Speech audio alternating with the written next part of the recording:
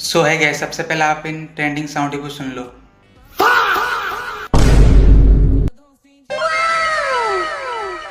तो दोस्तों, अगर आप इस टाइप का मीम साउंड पे अपनी वीडियो में लगाना चाहते हैं तो सबसे पहले आप अपने फ़ोन की क्रोम ब्राउज़र को ओपन कर लेना है।